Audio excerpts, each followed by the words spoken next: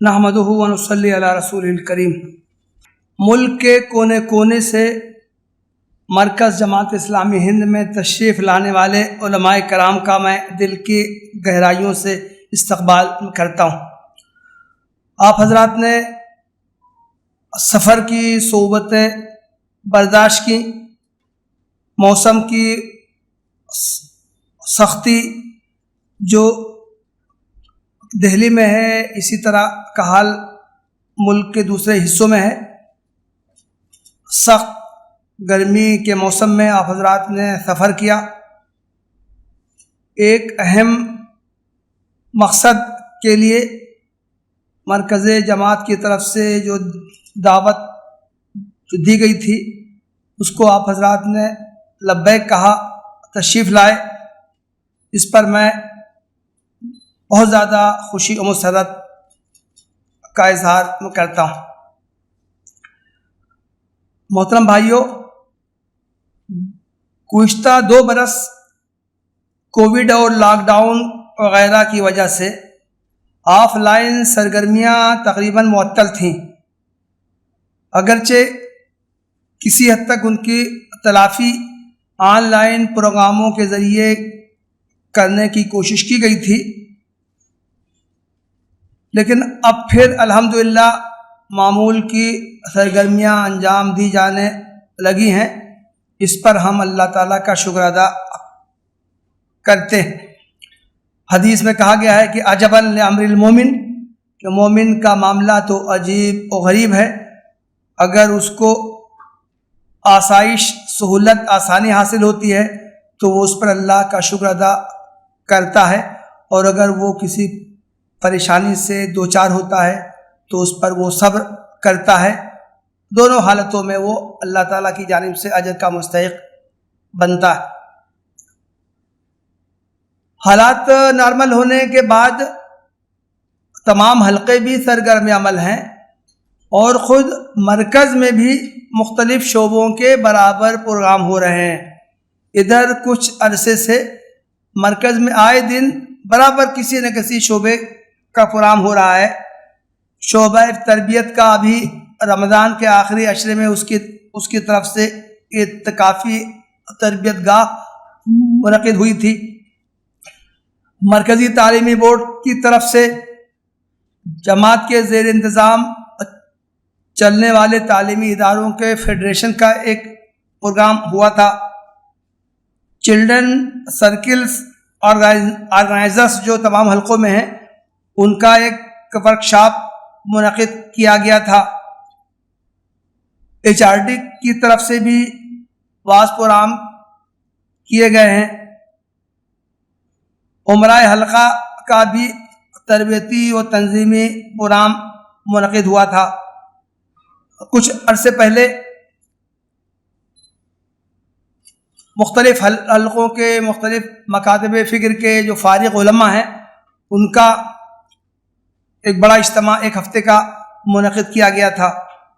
آئندہ انشاءاللہ جلد ہی جماعت کے زیر انتظام جو خاندانی مفاہمتی جو مراکز قائم ہیں، فیملی کونسلنگ سینٹرز جو قائم ہیں، ان کے ذمہ داروں کا ورکشاپ انشاءاللہ ہوگا۔ تو اسی طرح کا یہ ایک پروگرام ہے جو ہم جماعت کے ارکان علماء کا منعقد کر رہے ہیں۔ محترم بھائیوں، یہ جو جماعت کے ارکان علماء کا اجتماع ہے یہ اپنی نوعیت کا ایک منفرد پروگرام ہے، اس میقات کا، بلکہ اگر میں یہ کہوں تو غلط نہ ہوگا کہ جماعت کی پوری تاریخ میں اس نوعیت کا پروگرام اب تک اس سے پہلے کبھی نہیں منعقد کیا گیا تھا۔ جماعت کا رکن ہے، چاہے وہ عالم ہو یا نہ ہو، تو جماعت کے مختلف سطح کے پروگرام اب تک ہوتے رہے ہیں، لیکن جماعت کے ارکان علماء کو خاص کر کے ان کو ٹارگٹ کر کے ان کو مخاطب بنا کر اور ان کے نام سے کوئی اجتماع کیا گیا ہو تو میرے علم میں نہیں ہے کہ جماعت اسلامی کی تاریخ میں اور نہ جماعت اسلامی ہند کی تاریخ میں اس طرح کا کوئی اجتماع اس سے پہلے منعقد نہیں کیا گیا ہے۔ اس سے آپ اس کی اہمیت کا اندازہ لگا سکتے ہیں۔ محترم بھائیوں، جماعت اسلامی کی تاسیس سے لے کر اب تک ہم جانتے ہیں کہ علماء اس میں شامل رہے ہیں۔ جماعت اسلامی کا جو تشکیلی اجتماع دارالاسلام پٹھان کوٹ میں ہوا تھا، اس میں بھی ملک کے متعدد نامور علماء کی شرکت ریکارڈ میں ہے۔ اور بعد میں جب جماعت اسلامی ہند کی جو تشکیل نو ہوئی الہ آباد میں، اس کا 1948 میں جو پہلا اجتماع ہوا، اس اجتماع میں بھی بہت سے نامور علماء شریک تھے، اور اس کے بعد میں بھی جماعت کی لیڈرشپ میں، جماعت کی قیادت میں مختلف علماء کا تذکرہ آتا ہے۔ جماعت اسلامی ہند کے جو بانی خود مولانا ابواللیث اصلاحی، ان کا تعلق تو منصور صلاح سے بھی تھا، اور وہ باقاعدہ انہوں نے دارالعلوم عنایت العلماء سے فراغت حاصل کی تھی۔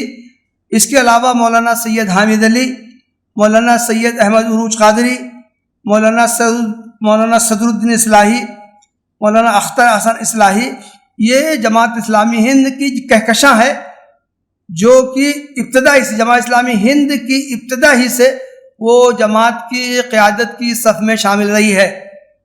بعد کے دور کے میں کچھ اور نام میں لے لوں: مولانا محمد یوسف اصلاحی، مولانا محمد سلیمان قاسمی، مولانا محمد رفیق قاسمی،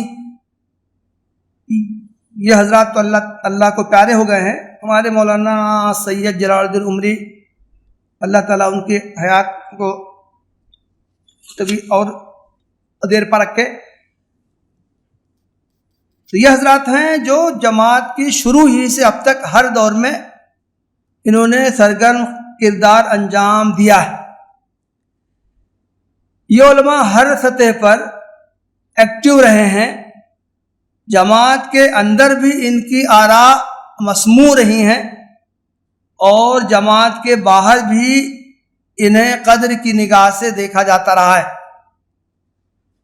لیکن یہ احساس ہوتا ہے کہ بعد میں جماعت کے ارکان علماء کی اہمیت کم ہوتی گئی، اور ان کا مطلوبہ کردار جو غیر مؤثر ہوتا گیا۔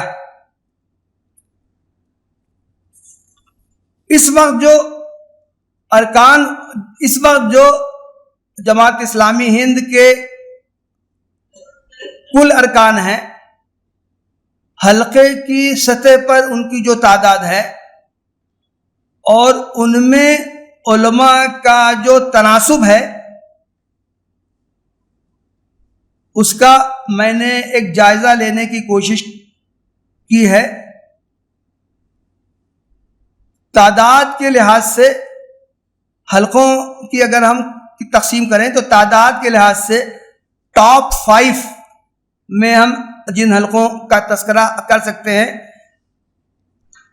مہاراشٹر میں 99 علماء ہیں، اتر پردیش مشرق میں 79 ہیں، ویسٹ بنگال میں 72 ہیں، اور اس کے بعد پھر اتر پردیش مغرب میں 37، کرناٹک میں 35 علماء ہیں۔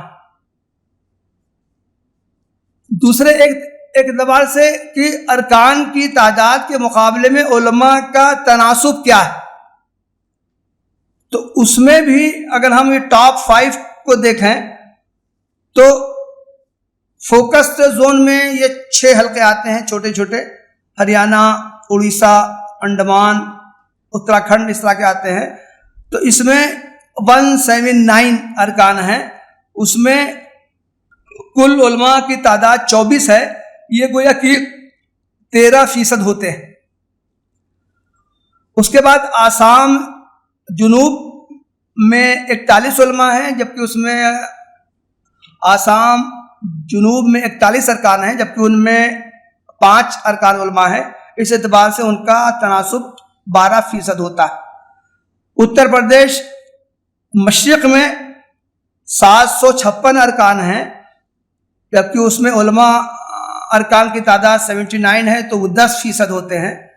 اور چوتھے نمبر پر بہار ہے، 336 ارکان ہیں جن میں کہ علماء ارکان کی تعداد 34 ہے، گویا کہ یہ 10% ہوتے ہیں. پانچویں نمبر پر مغربی بنگال آتا ہے جن میں کہ 859 ارکان میں 72 علماء ہیں، ان کا تناسب 8% ہے. کچھ حلقوں کا تناسب تو بہت زیادہ مایوس کن ہے.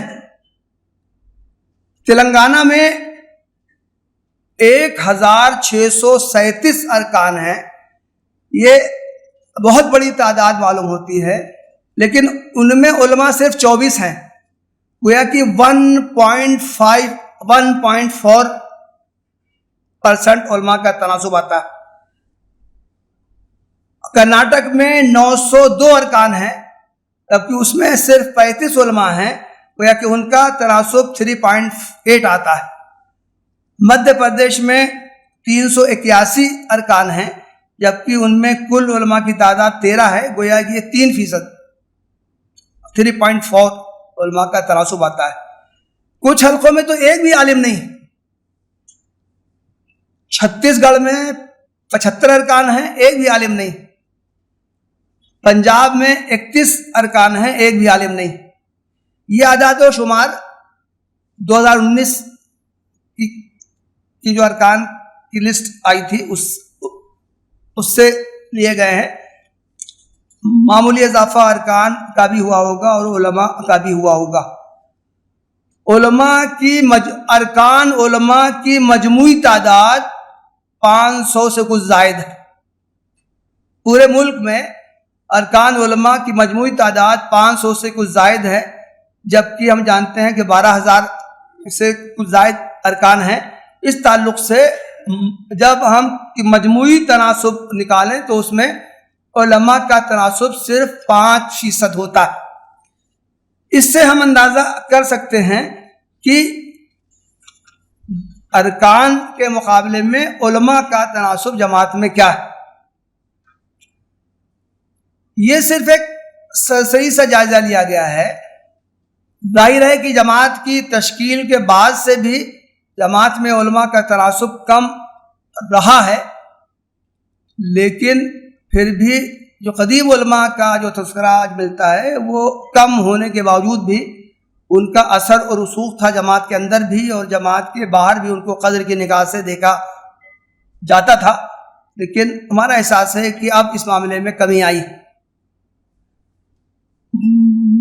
محترم بھائیوں، ایک بات کی طرف اور میں توجہ مبذول کرنا چاہتا ہوں، یہ کہ جماعت اسلامی ہند اپنی دینی شناخت رکھتی ہے. اس کا اصلاحی کردار بہت نمایاں ہے. چاہے جماعت کی جو سرگرمیاں ہیں وہ متنوع ہیں، پورے سماج کو وہ اوپر اٹھانا چاہتی ہے، خاص طور سے مسلمانوں میں وہ مختلف طرح کی سرگرمیاں انجام دیتی ہے، لیکن بہرحال جماعت کی اپنی پہچان جو ہے، ایک شناخت ہے، وہ اس کی دینی شناخت ہے. اس لیے بھی ضرورت ہے کہ جماعت کے ارکان علماء مؤثر کردار ادا کریں، جماعت کے اندر بھی ان کا مقام و مرتبہ تسلیم کیا جائے اور جماعت کے باہر بھی ان کو مرجعیت حاصل ہو. جماعت کے باہر مرجعیت حاصل ہونے کے لیے جماعت کے ارکان علماء کو کیا کیا کام انجام دینے چاہیے ان سے ہم بخوبی واقف ہیں، ان کا تذکرہ اس وقت کرنے کی ضرورت نہیں ہے. سماج میں جن چیزوں کی عام مسلمانوں کو ضرورت پڑتی، مساجد کی امامت، جمعہ کے خطبے، وعظ و ارشاد کی مجلسیں، خطبات نکاح، دروس قرآن، تذکیر حدیث، کونسلنگ، خاندانی تنازعات کو رفع کرنے کی کوشش، فقہ و افتاء، قضاء کے معاملات، یہ وہ میدان ہیں جو کہ علماء کے ساتھ خاص ہیں. اور میں سمجھتا ہوں کہ جو علماء ہیں بھی جماعت کے جو 500-600 کے درمیان جو علماء کی تعداد ہے، ارکان جماعت علماء ان بیشتر میدانوں سے یا تو غائب ہیں یا ان کا اثر و کردار بہت معمولی ہے۔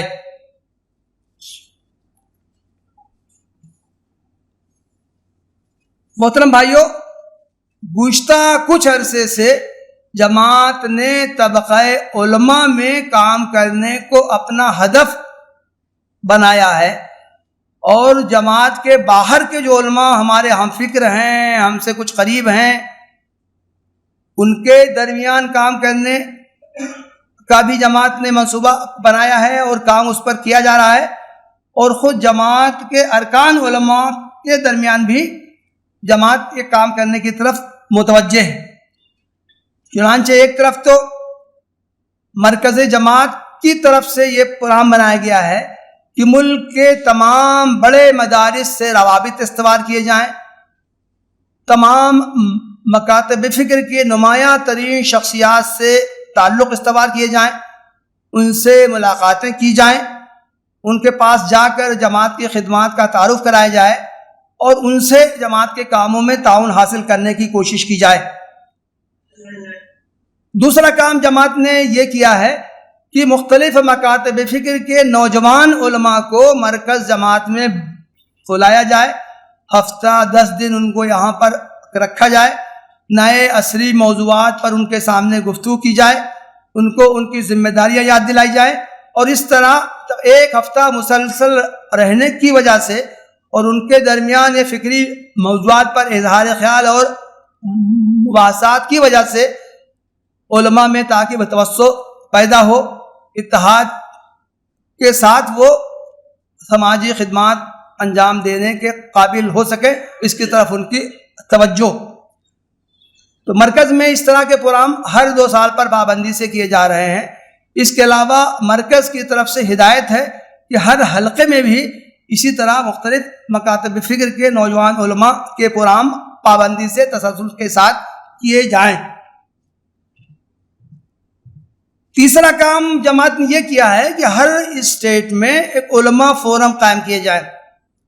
تنظیم علماء، مجلس العلماء، وفاق العلماء، علماء کونسل، علماء فورم میں مختلف ناموں سے حلقے کی سطح پر علماء کی انجمنیں قائم کی جائیں۔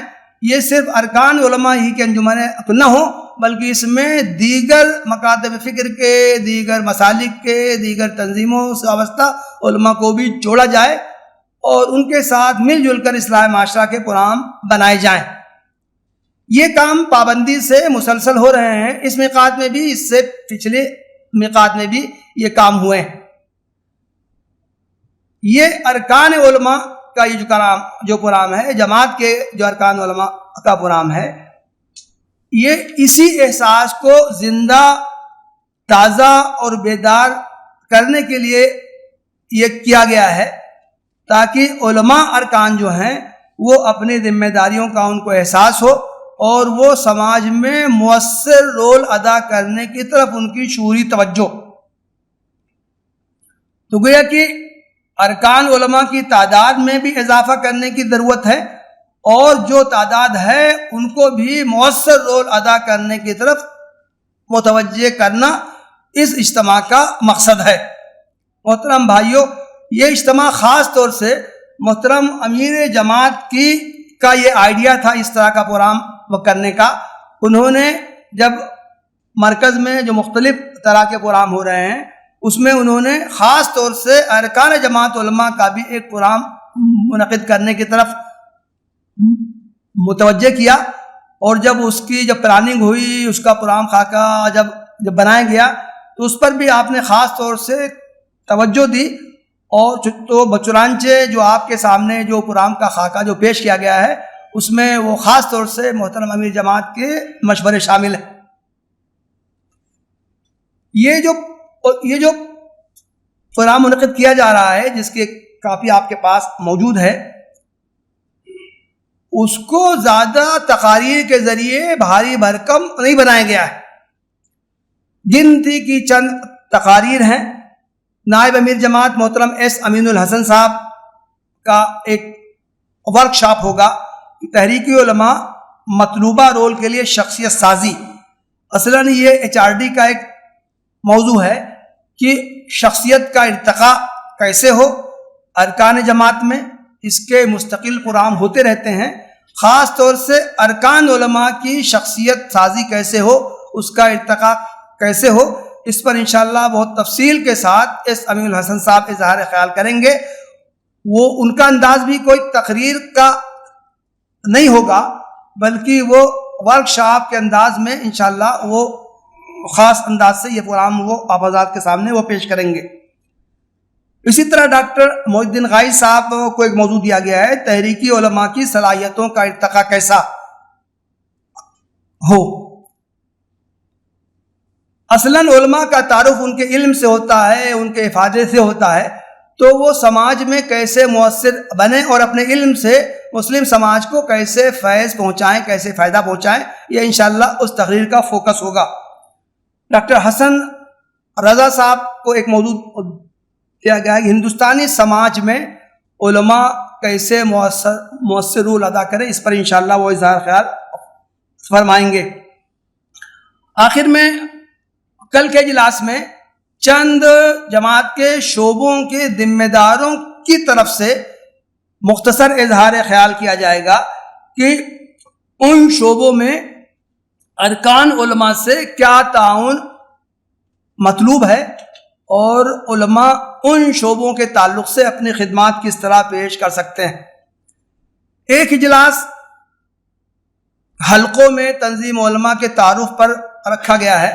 اس کا مقصد بھی یہی ہے کہ بیشتر حلقوں میں یہ علماء کی تنظیمیں قائم ہیں, وہ سرگرم عمل ہیں.